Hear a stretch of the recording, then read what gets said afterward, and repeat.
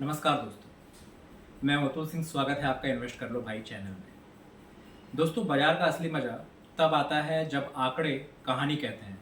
कभी कच्चे तेल की गिरावट इन्फ्लेशन की दवा बन जाती है, कभी रुपया संभलता है तो एक्सपोर्ट कंपनियों के चेहरे खिल जाते हैं, और कभी आरबीआई के एक फैसले से पूरा मार्केट सेंटिमेंट पलट जाता है।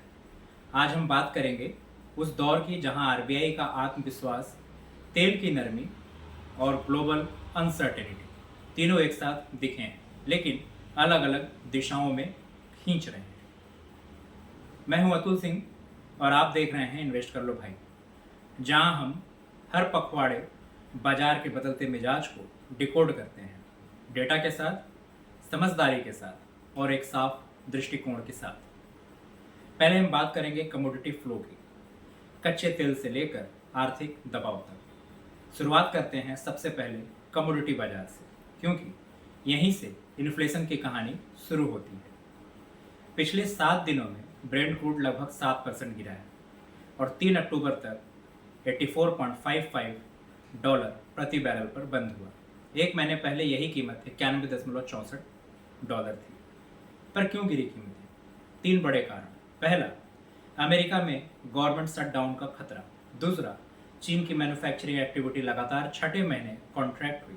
तीसरा, यूएस इन्वेंट्रीज में 1.8 लाख बैरल की बढ़ोतरी। अब इसका मतलब क्या है? ग्लोबल डिमांड कमजोर और सप्लाई स्टेबल, यानी बाजार में दाम गिरने ही थे। एनर्जी इंफॉर्मेशन एजेंसी यानी ईआईए के ताज़ा डेटा से भी यही संकेत मिले कि कंजम्पशन अब धीरे धीरे मॉडरेट हो रहा है। मार्केट में स्पेकुलेशन था कि ओपेक प्लस कोई प्रोडक्शन कट करेगा, लेकिन ऐसा कुछ नहीं हुआ। इसलिए तेल नीचे और इन्वेस्टर्स ने साई ऑफ रिलीफ ली। अब बात करते हैं रुपये के हालात कैसे हैं। भारतीय रुपया डॉलर के मुकाबले 83.18 पर बंद हुआ था। महीने भर में 0.7% डिप्रिशिएशन के बाद साल भर में लगभग 1.5% गिरा। लेकिन अच्छी बात यह रही कि वोलाटिलिटी बहुत कम रही। आरबीआई ने बहुत सधे अंदाज में बाजार को लिक्विडिटी दी, neither too tight not too loose. Monetary policy committee ने रेपो रेट को 6.5 पर स्थिर रखा। यह लगातार 5वीं बार पॉज था। आरबीआई ने कहा कि इन्फ्लेशन ट्रैजेक्टरी डाउनवर्ड है, लेकिन ग्लोबल रिस्क अब भी जिंदा है। जीडीपी प्रोजेक्शन FY26 के लिए 6.7% रखा गया है। सीपीआई इन्फ्लेशन घटकर 3.1% पर आ गई है। अगस्त तक आने वाले क्वार्टर्स में 4% के आसपास रहने का अनुमान है, यानी ग्रोथ और इन्फ्लेशन दोनों स्टेबल जोन में है। आरबीआई ने इस बार टोन में सब्टल शिफ्ट दिखाया। पहली बार स्टेटमेंट में साफ लिखा गया है कि पॉलिसी स्टांस अब ग्रोथ सपोर्टिव रहेगा। अब यह बड़ा मैसेज है। डोमेस्टिक लिक्विडिटी कंडीशंस को कैलिब्रेट करने के लिए स्टैंडिंग डिपॉजिट फैसिलिटी यानी एसडीएफ 3.25% और मार्जिनल फैसिलिटी 6.75% पर कायम रखी गई है। बैंक लेंडिंग रिफॉर्म्स पर भी आरबीआई ने बड़ा कदम उठाया है। अब एनबीएफसीज को operational high quality infrastructure projects में ज़्यादा एक्सपोजर की अनुमति दी गई है। साथ ही कॉर्पोरेट बोरोवर्स के लिए भी बोरोइंग रूल्स आसान हुए हैं। एक्सपोर्ट इंपोर्ट कंप्लायंस को भी सिंप्लीफाइड किया गया है। अब फॉरेन करेंसी रीपेमेंट की अवधि 3 महीने से बढ़ाकर 6 महीने कर दी गई है। इससे एक्सपोर्टर्स को ब्रीदिंग स्पेस मिलेगी। अब बात करते हैं मैन्युफैक्चरिंग एंड ग्रोथ पल्स की। मैन्युफैक्चरिंग का पल्स स्टडी है।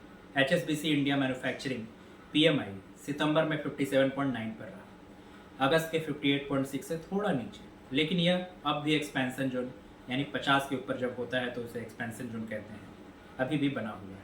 अर्थात उत्पादन जारी है, पर एक्सपोर्ट ऑर्डर्स में हल्की सुस्ती है। इंडस्ट्रियल आउटपुट आईआईपी अगस्त में 6.3% बढ़ा। 13 महीनों की औसत ग्रोथ 4% से ज़्यादा, यानी इंडस्ट्री मोमेंटम बनाए हुए है। एनर्जी डिमांड भी बढ़ी है और मैन्युफैक्चरिंग कैपेसिटी यूटिलाइजेशन करीब 77% के आसपास है। ये संकेत देता है कि कैपेक्स साइकिल स्थिर हो रही है।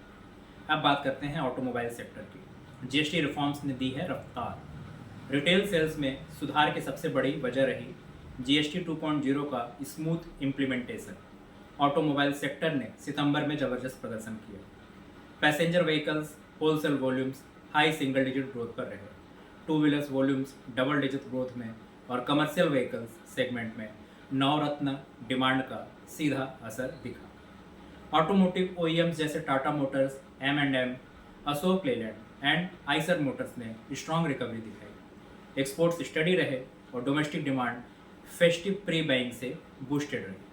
कुल मिलाकर ऑटो सेक्टर ने इस क्वार्टर को रिवाइवल की दिशा दे दी है। अब बात करते हैं मार्केट मूड की और रिस्क परसेप्शन की। मार्केट मूड इस समय बहुत संतुलित दिखा है।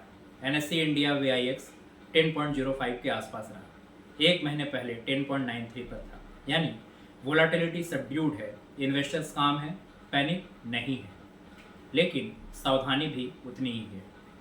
अगर रिटर्न ऑन इक्विटी रेशियो में बात की जाए तो मामूली गिरावट देखने को मिली है, 6.7% से घटकर 6.1% पर। इसका मतलब है प्रॉफिटेबिलिटी पर दबाव है, पर सिस्टमिक स्टेबिलिटी बनी हुई है।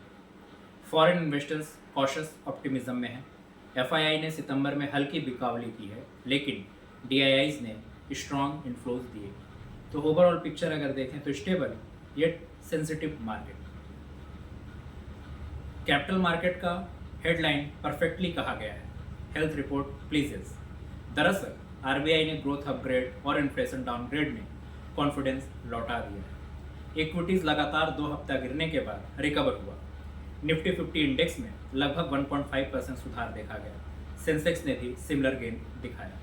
मिड कैप और स्मॉल कैप इंडिसेस थोड़े से कमजोर दिखे। निफ्टी मिड कैप 100 अपने रिकॉर्ड हाई से सिर्फ 5.8% नीचे था, जबकि स्मॉल कैप 100 लगभग 9% नीचे। इसका अर्थ है करेक्शन हेल्दी है पर पैनिक नहीं है। अब बात करते हैं ग्लोबल इक्विटीज़ की, जो AI रेट कट्स और ऑप्टिमिज्म के बीच चल रहा है। ग्लोबल मार्केट्स में टोन ऑप्टिमिस्टिक रही। AI अडॉप्शन और फेड रेट कट्स की उम्मीदों ने मोमेंटम बनाए रखा है। कॉर्पोरेट अर्निंग्स भी लार्जली पॉजिटिव रहे। अगर देश की बात करें तो जापान का निक्की 16.8%, दक्षिण कोरिया का कोस्पी 12.4%, भारत का सेंसेक्स 11.1%, अमेरिका का S&P 8.4% और जर्मनी का डैक्स 10.6% बढ़ा। चीन का संघाई कंपोजिट सिर्फ 1.6% ऊपर। यानी एशिया में इंडिया साफ आउट परफॉर्मर रहा है। डोमेस्टिक बूस्टर्स क्या रहे?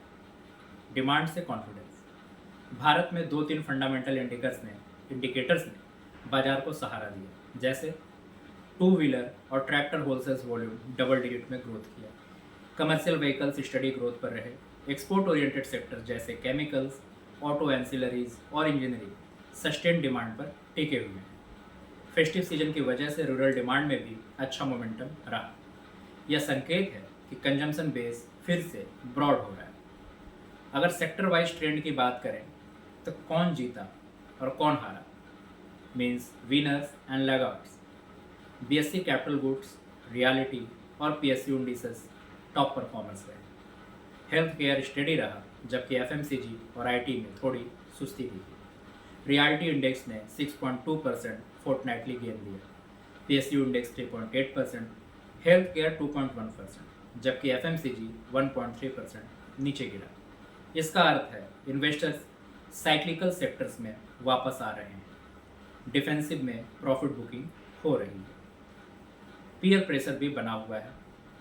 अगर करेंसीज को देखें तो डॉलर इंडेक्स मजबूत हुआ है पिछले 15 दिनों में, और बाकी करेंसीज पर दबाव इसकी वजह से बढ़ा है। इंडियन रुपी 0.7% गिरा, यूरो 0.4%, येन 0.3%, युआन 0.2% मजबूत हुआ। ब्राज़ीलियन रियल 1.1% कमज़ोर हुआ डॉलर के मुकाबले। यानी साफ संकेत है कि ग्लोबल इन्वेस्टर्स सेफ एसेट्स में गिरावट शिफ्ट कर रहे हैं। इमर्जिंग मार्केट करेंसीज पर हल्का दबाव देखने को मिल रहा है, लेकिन पैनिक जैसी स्थिति नहीं है। स्मॉल कैप करेक्शन, सेहतमंद ठहराव देखने को मिला। स्मॉल कैप 100 इंडेक्स अपने हाई से 9% नीचे गिरा। मिड कैप 100 सिर्फ 5.8%, जबकि निफ्टी 50 5% नीचे। यानी प्रॉफिट बुकिंग कन्फाइंड रही, कोई पैनिक वाली प्रॉफिट बुकिंग नहीं रही। लगभग 30% स्मॉल कैप्स और 25% मिड कैप्स अपने 52 वीक हाई से 20% नीचे हैं। इसका मतलब स्पेक्यूलेटिव रैली कूल हो रही है। वैल्यूएशन कंफर्ट वापस आ रहा है, मार्केट मैच्योरिटी दिखा रहा है। सेंसेक्स 81,872 पर बंद हुआ था पिछले कुछ दिनों की बात अगर करें तो, जबकि इसका 52 वीक हाई 84,426 है। BSE स्मॉल कैप इंडेक्स 49,084 पर, मिड कैप इंडेक्स 45,416 और रियलिटी इंडेक्स 6.2% ऊपर। कैपिटल गुड्स और PSU इंडिसेस स्टडी गेनर्स रहे हैं। डिविडेंड यील्ड एवरेज रहा 1 से 2% के बीच में। पी रेशियो नॉर्मलाइज हो रहे हैं 24 से 26 की रेंज में, यानी वैल्यूएशन फिर से रेशनल जोन में आ रही है। अब बात करते हैं यूएस मार्केट्स की, फेड, जॉब्स और ग्रोथ बैलेंस की। अमेरिका की बात करें तो जॉब ओपनिंग घटकर 72.7 लाख रही है, जो 2021 के बाद सबसे निचला स्तर है। हायरिंग स्टडी, लेकिन वेज ग्रोथ मॉडरेट हो रहा है। फेड ऑफिशियल्स डिवाइडेड हैं, रेट कट पर अभी भी कंसेंसस नहीं है। डो जोन्स 46,758 पर रहा, नस्दक 17,780 पर और S&P 500 करीब 6,715 पर रहा। ISM मैन्युफैक्चरिंग PMI 49 पर है, यानी कॉन्ट्रैक्शन जोन में, पर सिग्नल है कि अगले क्वार्टर में फेड रेट कट संभव है। तो कंक्लूजन क्या है? Stable yet sensitive. कुल मिलाकर यह फोर्टनाइट हमें सिखाता है कि इंडिया का मैक्रो पिक्चर स्टेबल है, लेकिन ग्लोबल वोलाटिलिटी के चलते सतर्क रहना जरूरी है। RBI ने ग्रोथ का भरोसा दिलाया है, इन्फ्लेशन पर पकड़ मजबूत है और ऑयल एंड करेंसी दोनों मैनेजेबल जोन में है। सेक्टोरल रोटेशन क्लियरली दिख रहा है। PSU, रियलिटी और कैपिटल गुड्स आउट परफॉर्मेंस रहे हैं। मेरा मानना है दोस्तों, ये फेज़ है earnings consolidation with policy confidence का।